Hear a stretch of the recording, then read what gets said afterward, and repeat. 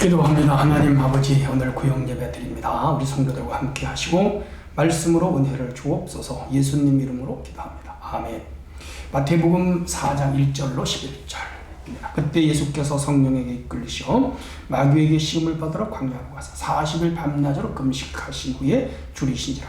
시험하는 자가 예수께 나와서 이르되 내가 하나님의 아들이여도 명하여 이 돌들로 떡덩이가 되게 하라.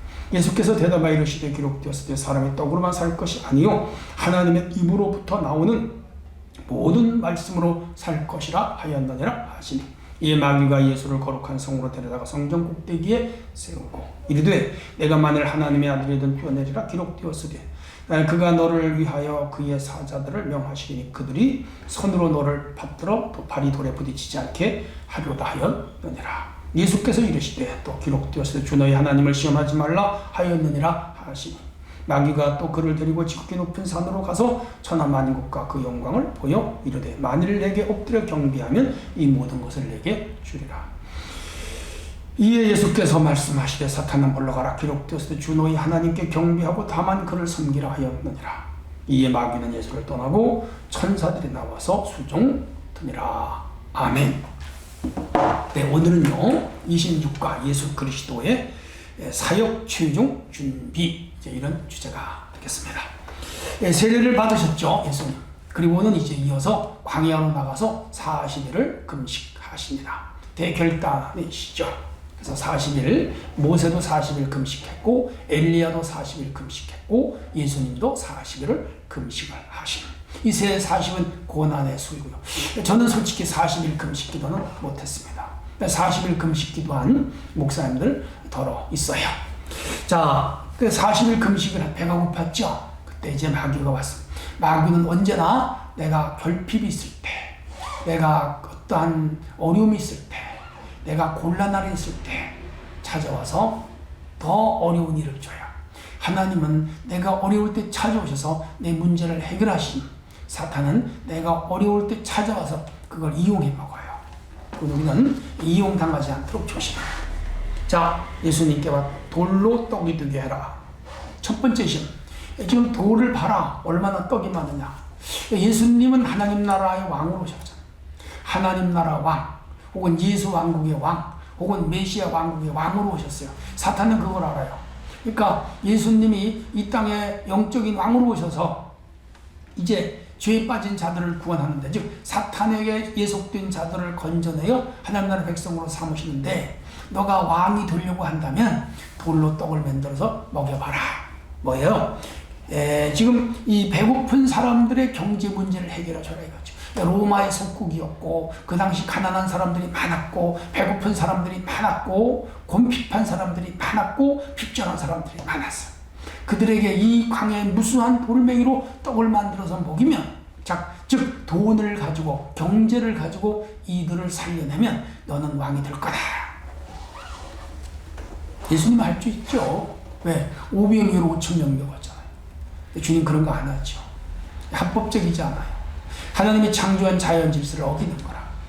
이 떡은 농사를 지은 곡식으로 하는 거지 돌로 하는 게 아니야. 하나님이 만드는 다 법칙이 있습니다. 자연 법칙이 있고 영적인 법칙이 있습니다. 그 법칙 안에서 움직이지 하나님은 그걸 벗어나서 향하는 분이 아니에요. 얼마든지 할 수 있죠. 만약에 이 경제 문제를 해결해서 사람들에게 배불르면 아마 인기는 얻을 거야. 인기는 얻을 거야. 나 주님은 그렇게 사람이 떡으로 살 것이 아니요 하나님 입으로 나오는 말씀으로 하나님의 나라는 경제로 움직이는 나라가 아니고 하나님의 나라는 말씀으로 움직이는 나라다. 단호하게 거절합니다.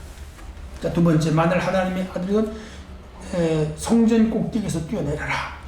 하나님이 천사를 동원하여 너를 발을 땅에 부딪히지 않게 하고, 왜? 기적을 행해봐라. 그거죠. 사람들은 기적을 행하면 사람들은 모여들어요.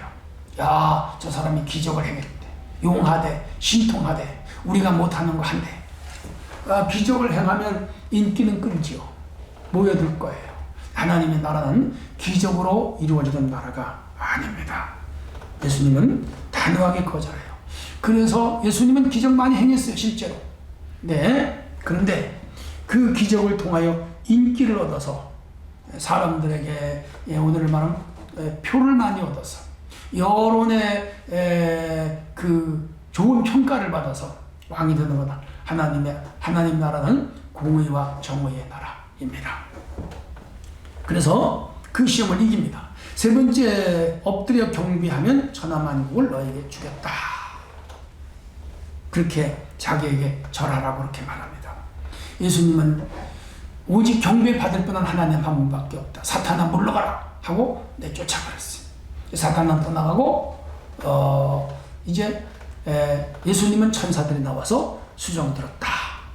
물론 이 경배하면 뭐예요? 왕권을 받으면 너가 이 떵떵거리면서 높은 권세자로 세상을 한번 다스려 봐라.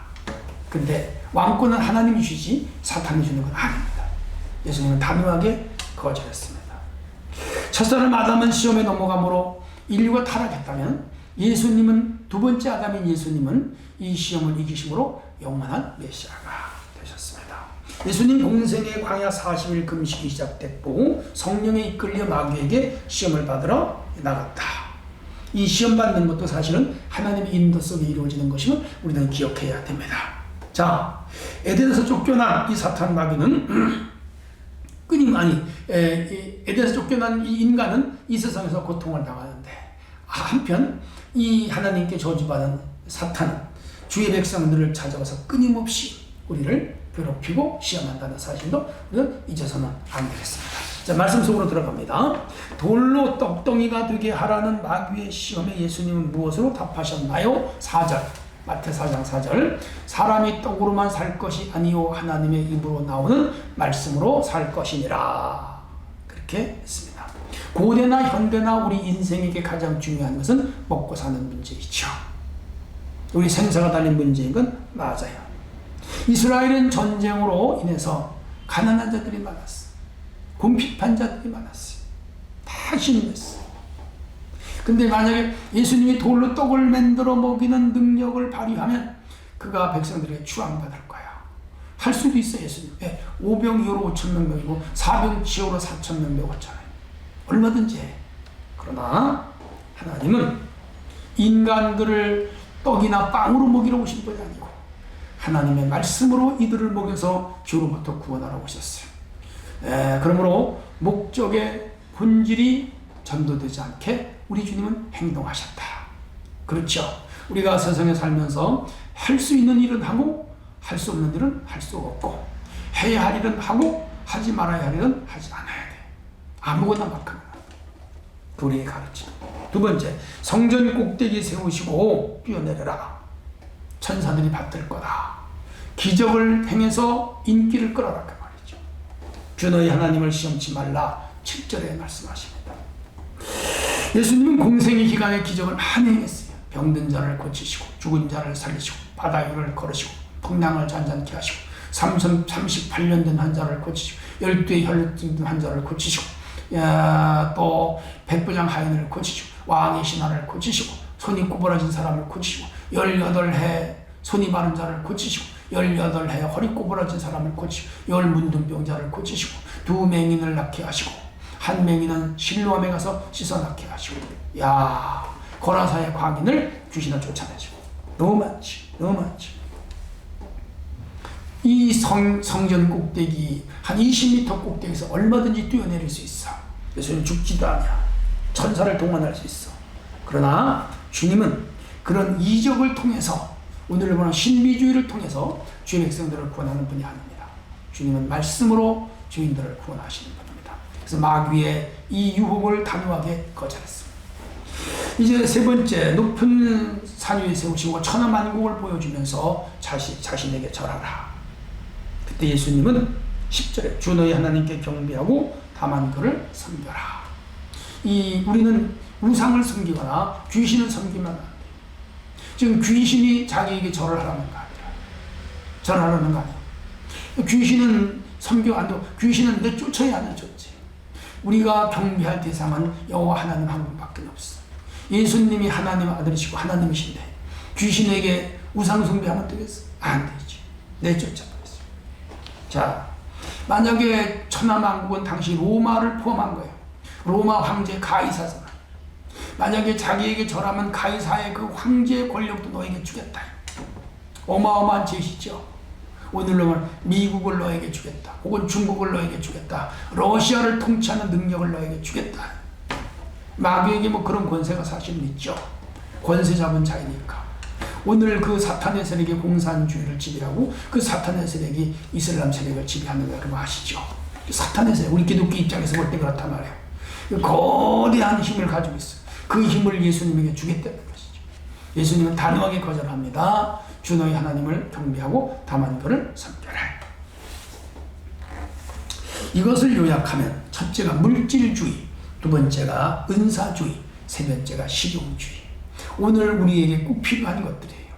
우리가 살아가면서 물질 많으면, 또 우리가 신앙생활하면서 은사 충만, 좋지요. 은사가 많으면. 세 번째가 실용주의, 현실적으로 내 필요를 쫓아가는 것이. 이 세 가지 요구했는데 이 예수님은 이 물질주의와 은사주의와 실용주의를 단호하게 거절해요. 그리고 오직 하나님 영광을 위하여, 그리고 말씀, 그리고 진리, 공의, 정의 이를 가지고 이 세상을 다스립니다. 하나님의 나라는 의와 평강과 희락이죠. 그래서 사탄의 요구를 거절합니다. 그래서 에덴 동산에서 아담과 하와를 유혹하여 넘어뜨렸던 사탄은 예수님에게 강펀치를 맞았어. 도망갔어. 그러나 이 사탄 마귀는 끝까지 포기하지 않고 다시 예수님께 찾아가. 그리고 가룟 유다를 통해 예수님을 팔아버려. 예수님을 십자가에 못 박아 죽여. 아, 예수 죽었다. 하나님 죽여버렸다. 살아나셔. 그래서 영원히 사탄을 무정하게 가두고 다시 재림하셔서 우리를 영원한 곳으로 데려가실 일이 남아있습니다. 우리 이런 일들을 생각하면서 끝까지 믿음으로 사는 것은 중요합니다. 오늘도 복된 날이 되시고 교회와 구역을 잘 섬기시기를 바랍니다. 하나님 감사합니다. 오늘도 이 말씀을 잊지 않게 하시고 오늘도 우리에게 다가오는 이 마귀의 물질주의, 은사주의, 실용주의를 거부하고 언제나 우리는 하나님 말씀으로 살아가는 성도가 되게 하옵소서. 예수님의 이름으로 기도합니다. 아멘.